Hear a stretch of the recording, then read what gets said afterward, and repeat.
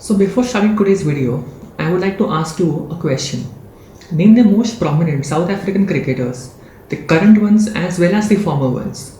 So you might come up with names like A.B. de Villiers, Quinton de Kock, Faf du Plessis, Imran Tahir, Kagiso Rabada, Herschel Gibbs, Graham Smith, Gary Kirsten, Sean Pollock. Now, if I ask you to name your top 10 most prominent cricketers, the chances are that at least 6 out of 10 will be white. This is despite the fact that South Africa has only 9% of its population as white. So why are most of the cricketers in South Africa white? And the same case goes for the other two nations, that is Namibia and Zimbabwe in Southern Africa. So today we'll answer this question. So hello everyone, Namaste, Annyeonghaseyo, Konnichiwa, Salut. This is Vishal and welcome to our channel Indica Central. So before answering this question, let us understand how did cricket come into these three countries. So South Africa and Zimbabwe were originally British colonies, but Namibia was a German colony initially. But after World War I, when Germany lost, the British came and took over it and administered it as a part of South Africa until its independence in 1990. So, in South Africa, the majority of the white population then was actually not British, but the Afrikaners who spoke Afrikaans, that is, the Dutch descendants, and who fought along with the British in the Boer Wars. But still, cricket was limited to the elite British white population only. So, we need to understand that there is a massive inequality in these three countries. So, there is a term called the Gini index which can be used to measure the inequality of any nation.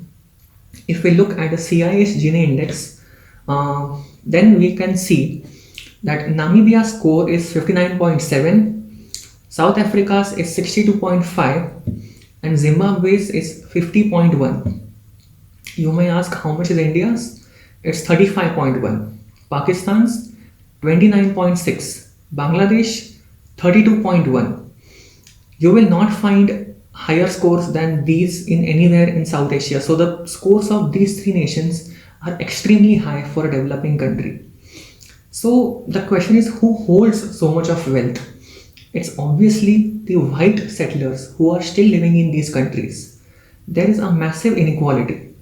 So if I show you one photograph, this is a city in South Africa. Over here you can see on the left side lives the rich white population. They have huge mansions, they have swimming pools, they have extreme greenery. It looks like a part of an upscale suburb of LA or San Francisco. On the right side you have slum-like areas where the black population lives, which resembles slums in Mumbai like Dharavi or Govandi. So these black people, because they were poor, they could not afford playing cricket. Cricket is as such a very expensive game. All the cricketing gear, the helmets, the pads, requires a lot of money. Also the schools that they went in did not have the adequate infrastructure for supporting such a kind of game. So the only people who could afford it and who played it were first the English white people and then the Afrikaners. So as a result of which, in the national team, only these players got selected while the black players remained behind. So cricket became a game of the rich while the poor people played football. And even if they had played gully cricket, you may ask, that was not sufficient for them to get selected in the national team. And football, even if you see today, most of the people in the South African football team are actually colored or black. So, and the only black people who played cricket in those days were those who could study in these elite schools, who could manage to provide all these facilities to its students. So, what steps are the governments of these countries taking in promoting cricket among their native black populations? Let us look ahead. Now, in South Africa, Cricket South Africa has brought in a kind of a reservation system that they call the racial quota system. So what it says is that in a season in which the South African cricket team plays, in the playing 11, there must be an average of 6 black players. And because of this system, this was brought in 2016. Because of this, we could get players like Kagiso Rabada, Angele Felukwayo, Temba Bavuma. And also at the grassroots level, they are trying to employ the best cricketing talents in the country as coaches in schools for cricket. Now, for Zimbabwe, if we talk about Zimbabwe's cricket, we must not forget the darkest years, which were from 2003 to 2007, 6 7 approximately. So, in the 2003 World Cup, 12 out of 17 cricketers were white. But this changed drastically to just 5 out of 15 in the 2007 World Cup. So, what exactly did happen in these years? Now, cricket in Zimbabwe was always very highly politicized, and these were the years of Robert Mugabe, who was a tyrannical dictator. His policies were like taking lands away from the white farmers, giving them to the poor farmers, a kind of extreme socialism based on race. So, because of this, many white people emigrated to the United Kingdom permanently.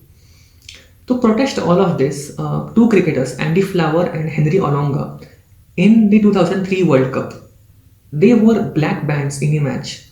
And because of this, they were sacked from the cricket team and they had to seek permanent political asylum outside Zimbabwe. And even apart from them, many cricketers like Sean Irvine, Craig Wishart, Douglas Marillier resigned to protest this. And this is why many black players came into the team. And today, with the dwindling communities of white and Asian people in Zimbabwe, as everyone is living away, it will be mandatory for them to rely on their local black population in their cricket team.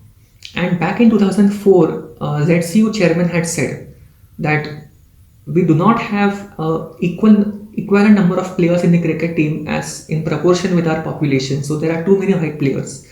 So to change all of this, from that time itself, they started a policy of providing cricket access to areas where it was never played before, in very highly rural schools and those kind of areas. Now in Namibia, now cricket in Namibia has been like the Congress Party of India. It is limited to very few families who play it. So most of these people are white, and in fact in the 2016 World T20 qualifier, the entire team was white. And Namibia's white population is just 6% of their population. So Donovan Zeeland, who was the first non-white chief executive of Cricket Namibia, he said that there has been an institutionalized racism in their cricket. But still there has been some improvement. Today there are at least 3 colored cricketers in the team. If you know, Piquet France is the most prominent one of them. But if Namibia wants to truly become a good cricket playing nation to enter cricket tournaments, they must ensure that they take their game to the very corners of the country in their local black communities. So I hope this video was helpful to answer at least some of your questions. If you like this video, please press the like button, please share it to your family and your friends, and please subscribe to our channel Indica Central. And also please press the bell icon at the side to get the latest updates of all our videos. Thank you very much. Thanks for watching.